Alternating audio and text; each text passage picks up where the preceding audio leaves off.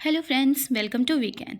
आज हम लोग इस वीडियो में तीन इंपॉर्टेंट टॉपिक के बारे में बात करने वाले हैं, जो है जोन ऑफ प्रॉक्सिमल डेवलपमेंट, दूसरा एमकेओ यानी मोर नॉलेजेबल अदर, और थर्ड है स्कैप फोल्डिंग। आप जानते हैं कि जोन ऑफ प्रॉक्सिमल डेवलपमेंट यानी समीपस्थ विकास का क्षेत्र जो है जेडपीजी जिसे हम कहते हैं, ये वाइगॉत्स्की के भाषा विकास के सिद्धांत में केंद्रीय अवधारणा रखती है।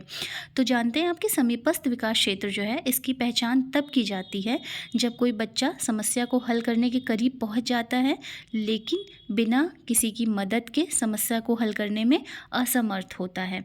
यानी जोन ऑफ प्रॉक्सिमल डेवलपमेंट एक डिफरेंस होता है किसी बच्चे की खुद से प्रॉब्लम सॉल्व करने की एबिलिटी, और उसे यदि हेल्प मिल जाती है तो वह किस लेवल तक, यानी उसका उसका जो प्रॉब्लम सॉल्विंग लेवल होता है, उसकी कैपेसिटी, उसकी एबिलिटी कितनी इम्प्रूव हो सकती है। इसे हम तीन जोन में बांट सकते हैं। पहला होता है कंफर्ट जोन, जिसमें कोई बच्चा इंडिपेंडेंटली किसी प्रॉब्लम को यानी किसी क्वेश्चन को सॉल्व कर पाता है।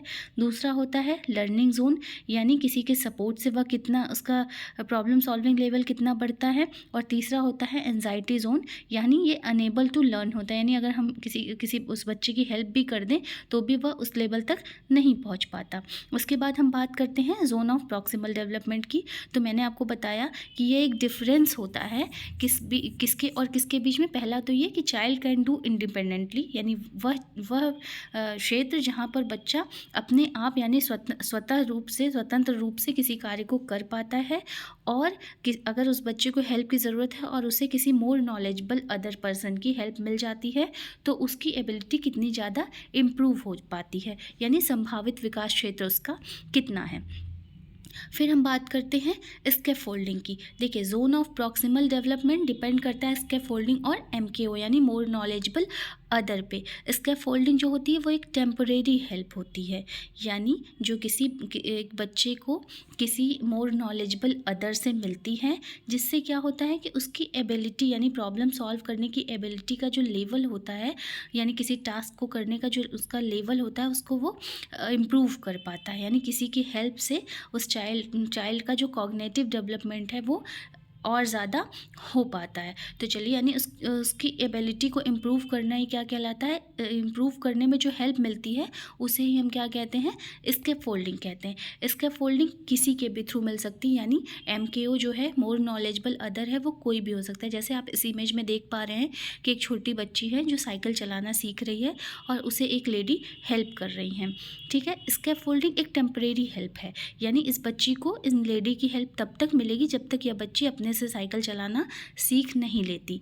जैसे ही वह साइकिल चलाना सीख लेगी, उसे पीछे से उनके जो भी पेरेंट्स हैं वो उन्हें छोड़ देंगे।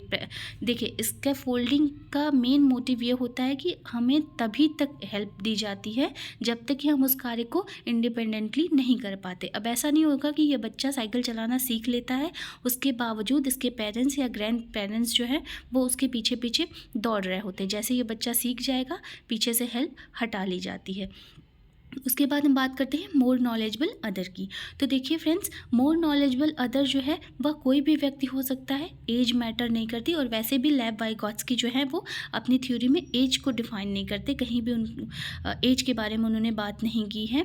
और मेन ये होता है कि एमकेओ जो है वो कोई ऐसा व्यक्ति हो सकता है, चाहे वो आपके पेरेंट्स हों, कोच हों, टीचर हो, या आपके सिबलिंग हो, नेबर हो, कोई भी हो, वह वही व्यक्ति हो सकता है जिसकी अंडरस्टैंडिंग और एबिलिटी जो है वो आपसे ज़्यादा होती है। यानी anyone who has better understanding और a higher ability level than the learner, यानी कोई लर्नर है उससे उसकी एबिलिटी ज़्यादा होनी चाहिए, यानी किसी पर्टिकुलर एस्पेक्ट्स में उस पर्सन की जो कैपेसिटी है वो आपसे ज़्यादा होनी चाहिए। ठीक है, तो फ्रेंड्स, हमने देखा कि अब अगर हम मोर नॉलेजेबल अदर की बात करें, और एज, मैंने आपसे बताया कि एज मैटर नहीं करती है, यानी वह कोई भी व्यक्ति हो सकता है। जैसे आज की जनरेशन में आप देख रहे हैं कि हमारे पेरेंट्स जो हैं उन्हें टेक्नोलॉजी उतनी नहीं आती, उन्हें फ़ोन चलाना उतना नहीं आता, और क्या होता है कि हम उन्हें चलाना सिखाते हैं।